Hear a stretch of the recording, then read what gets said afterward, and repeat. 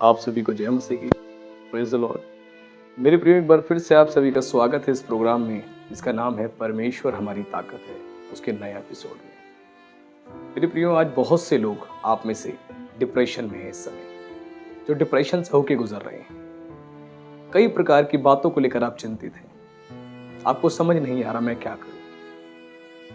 आप टेंशन में हैं और डिप्रेशन की वजह से आपको एंजाइटी हो गई है, डिप्रेशन की वजह से आपको हार्ट की प्रॉब्लम्स हो गई है, डिप्रेशन की वजह से आपको सर में बहुत दर्द रहता है, आप बॉडी में बहुत ज़्यादा अपने आप को कमज़ोर महसूस करते हैं, वीकनेस महसूस होती है, क्योंकि ये डिप्रेशन जो है मनुष्य को कमज़ोर कर देती है। और मेरे प्रियो, डिप्रेशन इंसान को अंदर ही अंदर खोखला कर देती है, उसे कमज़ोर बना देती है। इसीलिए आज हमें जानना है, ये डिप्रेशन से हमें बाहर निकलना पड़ेगा। मेरे प्रियो, परमेश्वर नहीं चाहता कि उसकी संतान जो है डिप्रेशन में रहे। आज बहुत बातों की आपको चिंता है। मुझे बच्चों की स्कूल की फीस देनी है, उसकी चिंता हो सकती है। आपको लोन की ईएमआई भरनी है, उसकी चिंता हो सकती है। बच्चों की शादी नहीं हो रही, उसकी चिंता हो सकती है। आप बीमारियों से निकल नहीं पा रहे, उसकी चिंता हो सकती है। कोई कोर्ट केस हो सकता है और किसी प्रकार की भी चिंता हो सकती है। बच्चों के विवाह की चिंता हो सकती है, जिसकी वजह से आप डिप्रेशन में हैं, आप टेंशन में हैं। आपको लगता है कि मेरी प्रार्थनाओं का आंसर नहीं आ रहा, मैं क्या करूं, मुझे समझ नहीं आ रहा। और मेरे प्रियो, आप चिंता में डूबे। परमेश्वर नहीं चाहता कि उसकी संतान जो है चिंता करे। जब हम चिंता में चले जाते हैं तो इसका अर्थ है मेरे प्रियो, हम अपने परमेश्वर की सामर्थ को नहीं पहचानते। हम उसकी सामर्थ को भूल चुके हैं। हम भूल चुके हैं कि हमारा परमेश्वर अद्भुत युक्ति करने वाला परमेश्वर है। इसीलिए हम डिप्रेशन और चिंताओं में आके पड़ जाते हैं। मेरे प्रियो, डिप्रेशन एक स्पिरिट है, एक ऐसी आत्मा है डिप्रेशन की, जब मनुष्य के जीवन में आती है तो उसे पूरी तौर से अविश्वासी बना देती है। जब मनुष्य चिंता में आता है तो उसका विश्वास परमेश्वर के वचन पर नहीं, उसको सिचुएशन पर दिखाई देता है। उसका विश्वास जो है सिचुएशन पर डिपेंड हो जाता है, उन परेशानियों पर डिपेंड हो जाता है, ना कि परमेश्वर पे। फिर वो अपने बहुत से प्रयासों का इस्तेमाल करता है, बहुत से प्रयास करता है और डिप्रेशन से निकलने के लिए, और वो निकल नहीं पाता और फंसता चला जाता है, और उसके अंदर वो धीरे धीरे दलदल में धंसता चला जाता है। मेरे प्रियो, हमें डिवाइन फेवर की जरूरत है।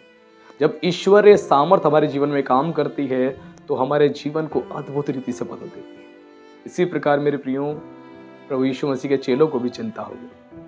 वो यीशु के साथ साथ चल रहे थे, जो उन्होंने अपनी नौकरियों को छोड़ दिया था, अपने बिजनेसेस को छोड़ दिया था और यीशु के पीछे हो लिए थे। अचानक से एक समय आने पर उन्हें चिंता होने लगी। उन्हें क्या चिंता हो रही थी? हम क्या खाएंगे, हम क्या पिएंगे, और अपने शरीर के विषय में कि हम क्या पहनेंगे। इन बातों की उनको चिंता होने लगी और प्रभु यीशु मसीह ने उनके मन के हाल को जान लिया। और यीशु ने उनसे कहा, तुम क्यों चिंता करते हो अपने प्राण के विषय में, हम क्या खाएंगे और क्या पिएंगे, और अपने शरीर के विषय में हम क्या पहनेंगे। प्रभु यीशु मसीह ने उन्हें बहुत अच्छे एग्जाम्पल्स दिए और प्रभु ने सिखाया। प्रभु ने बोला, तुम आकाश के पक्षियों को देखो, ना वो बोते हैं, ना वो काटते हैं, और ना खत्तों में बटोरते हैं। उनके कोई बैंक बैलेंस नहीं होते, कुछ बैंक्स में वो स्टोर करके नहीं रखते, फिर भी देखो तुम्हारा स्वर्गीय पिता उन्हें खिलाता है। प्रभु ने समझाया, उन पक्षियों की ओर देखो, वो फार्मिंग करने नहीं जा रही, वो हार्वेस्ट करने नहीं जा रही, उनके पास गोडाउन्स नहीं है, उनके पास तिजोरियां नहीं है रखने के लिए, तो भी तुम्हारा स्वर्गीय पिता उन्हें खिला रहा है। और प्रभु ने कहा, अपने वस्त्र के, अपने शरीर पर पहनने वाले वस्त्र के विषय में क्यों चिंता करते हो। प्रभु ने कहा, तुम जंगली सोसलों को देखो, यानी जंगली पौधों को देखो, वो कैसे उगते हैं। और प्रभु ने कहा, उन फूलों को देखो, कितने सुंदर वस्त्र परमेश्वर ने उन्हें पहना रखे हैं। मैदान की घास को देखो, कितने सुंदर वस्त्र पहना रखे हैं। और प्रभु ने कहा, सुलेमान का एग्जाम्पल देके कि सुलेमान जो इतना धनी राजा था, पैसे वाला था, इतना वैभव परमेश्वर ने उसको दिया, तो भी अपने वैभव में वो इन फूलों के समान और मैदान की घास के समान भी उसने वस्त्र नहीं पहने थे। मेरे प्रियो, प्रभु ने कहा, हे अल्प विश्वासियों, वो तुम्हें क्यों ना देगा। प्रभु ने अपने चेलों को अल्प विश्वासी कहा, अविश्वासी नहीं कहा। अल्प विश्वासी मतलब लिटिल फेथ, यानी थोड़ा विश्वास। प्रभु के चेलों का प्रभु के ऊपर विश्वास था, लेकिन जैसी चिंताओं ने उन्हें आके घेर लिया, चिंताओं की वजह से उनका फेथ थोड़ा सा रह गया। वैसे ही मेरे प्रियो, आप में से कितने ऐसे मेरे भाई बहन हैं जिनको डिप्रेशन ने, चिंताओं ने जैसी आके घेर लिया, अब आपका विश्वास प्रभु पर तो है, उसके वचन पर तो है, लेकिन थोड़ा सा है, लिटिल फेथ है। और प्रभु नहीं चाहता कि हम प्रभु के ऊपर थोड़ा सा विश्वास करें, उसके वचन पर थोड़ा सा विश्वास करें, उसकी प्रतिज्ञाओं पर थोड़ा सा विश्वास करें। नहीं मेरे प्रियो, उस पर हमें संपूर्ण विश्वास करना है, संपूर्ण मन से विश्वास करना है। और प्रभु यीशु मसीह ने बहुत ही अच्छे तरीके से उन्हें समझाया, और प्रभु ने बोला, अन्य जाति लोग जो हैं वो इन्हीं चीज़ों की चिंता करते हैं, इन्हीं चीज़ों की, हम क्या खाएंगे, क्या पहनेंगे, क्या पिएंगे, वो इन्हीं चीज़ों की खोज में लगे रहते हैं। प्रभु ने बोला, तुम्हारा स्वर्गीय पिता जानता है तुम्हें क्या चाहिए, वो जानता है और वो तुम्हें क्यों ना देगा। आपका स्वर्गीय पिता जानता है मेरे प्रियो कि आपको क्या चाहिए, किस समय पर चाहिए। वो सब कुछ प्रोवाइड करने वाला परमेश्वर है, वो सबसे अच्छा पिता है, वो सबसे अच्छा परमेश्वर है, वो भला परमेश्वर है, वो हमसे प्रेम करता है।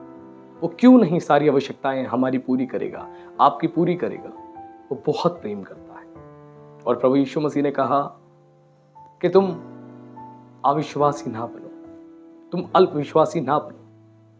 प्रभु ने कहा कि तुम पहले मेरे धर्म और राज्य की खोज करो तो सारी वस्तुएं तुम्हें मिल जाएंगी। प्रभु ने उनको बताया कि संसार की वस्तुओं की खोज से पहले तुम मेरे धर्म और राज्य की खोज करो, ये सारी वस्तुएं मिल जाएंगी। मेरे प्रियो, परमेश्वर ने इस वचन के अंदर, इस दृष्टांत के अंदर एक सीक्रेट बात को रिवील किया। हमारी ब्लेसिंग्स की की को प्रभु ने यहाँ पर बताया कि हमारी आशीष की कुंजी क्या है। मेरे प्रियो, आपकी आशीष की कुंजी को प्रभु ने यहाँ पर रखा हुआ है, वो है परमेश्वर के धर्म और राज्य की खोज करो। जब परमेश्वर के धर्म और राज्य की खोज करते हो तो परमेश्वर अपने स्वर्गीय भंडार से आपकी सारी वस्तुएं, सारी आवश्यकताएं पूरी करता है, वो सब कुछ देता है। वो भला परमेश्वर है, वो हमारा चरवाहा है। और दाऊद कहता है, मुझे कोई घटी ना होगी, क्योंकि दाऊद का भरोसा था परमेश्वर पे।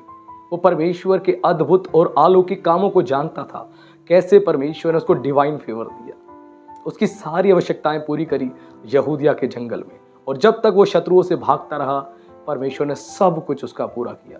तो वो आपको क्यों ना देगा। मेरे प्रियो, परमेश्वर के धर्म और राज्य की खोज करो, प्रार्थना करें, आप उससे निरंतर प्रार्थना में लगे रहें। आप परमेश्वर के वचन पर विश्वास करें, उसके वचन को पढ़ें, आप उसके वचन का पालन करें, वो सारी आवश्यकताएं आपकी पूरी करेगा। वो लिखा है, सब वस्तुएं तुम्हें मिल जाएंगी, सब वस्तुएं, जिस जिस चीज की आपको रिक्वायरमेंट है मेरे प्रियो, चाहे आपको स्वर्गीय आशीषों की रिक्वायरमेंट है, चाहे आपको मटीरियल ब्लेसिंग्स की रिक्वायरमेंट है, वो सब कुछ देने में सक्षम है, वो सामर्थ्य है। वो ना केवल हमें आत्मिक आशीष देता है, वरन हमारी भौतिक आवश्यकताएं भी पूरी करता है, क्योंकि हमारा वो स्वर्गीय पिता है। प्रभु यीशु मसीह ने कहा, जब तुम बुरे होकर अपने बच्चों को अच्छी वस्तुएं देते हो तो तुम्हारा स्वर्गीय पिता जो भला परमेश्वर है, वो तुम्हें क्यों नहीं देगा। वो उत्तम और बेहतर चीजें अपनी संतानों को देना जानता है, और वो आपको देगा। मेरे प्रियो, आप चिंता ना करें, अविश्वास करें परमेश्वर के वचन पर, अविश्वास करें प्रभु यीशु मसीह पर। इसीलिए तो पतरस ने कहा कि अपनी सारी चिंता उस पर डाल दो, उसको तुम्हारा ध्यान है। वो तुम्हें बनाकर नहीं भूला, वो तुम्हें बनाकर नहीं भूला मेरे प्रियो। वो जानता है कि आपको किस किस वस्तु की आवश्यकता है, आपको क्या चाहिए, किस समय पर चाहिए, वो जानता है।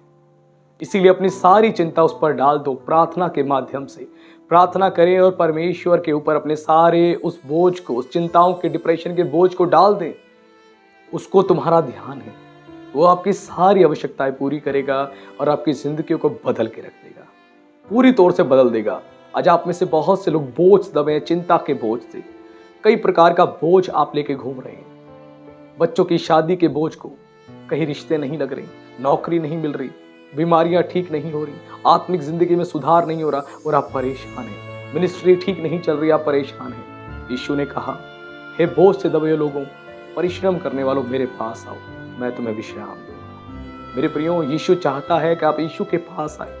प्रार्थना के माध्यम से हम यीशु के पास जाते हैं। आप प्रार्थना के माध्यम से यीशु के पास आए और अपने बोझ को उसे दे दे, इन चिंताओं के बोझ को उसे दे दे, अपने बच्चों के भविष्य के बोझ को दे दे, हर प्रकार की चिंता के बोझ को यीशु को दे दे।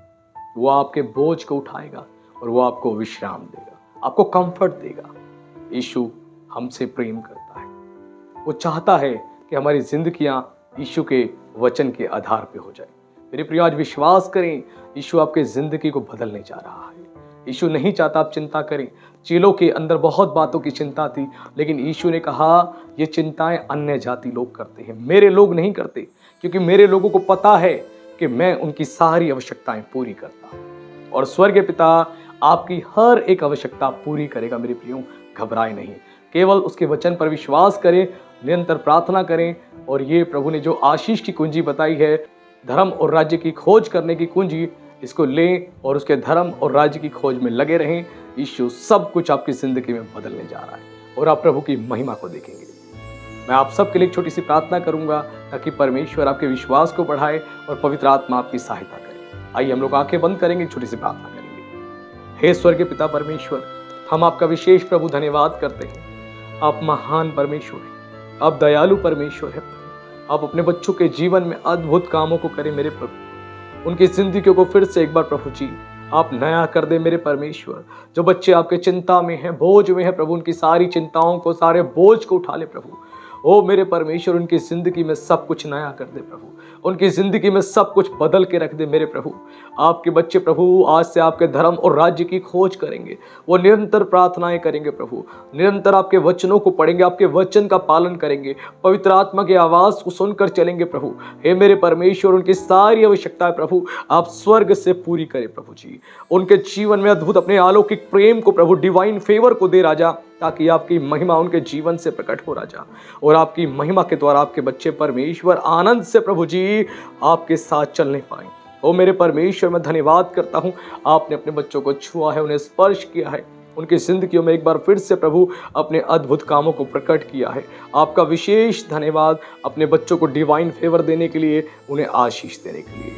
आपका हम धन्यवाद करते हैं। मैं आपके लोगों को प्रभु आपके हाथों में सौंपता हूं, आपके लहू में छिपाता हूं, और इस प्रार्थना को मैं जीवित सामर्थी परमेश्वर के पुत्र मसीह यीशु के नाम से मांगता हूं, आमीन।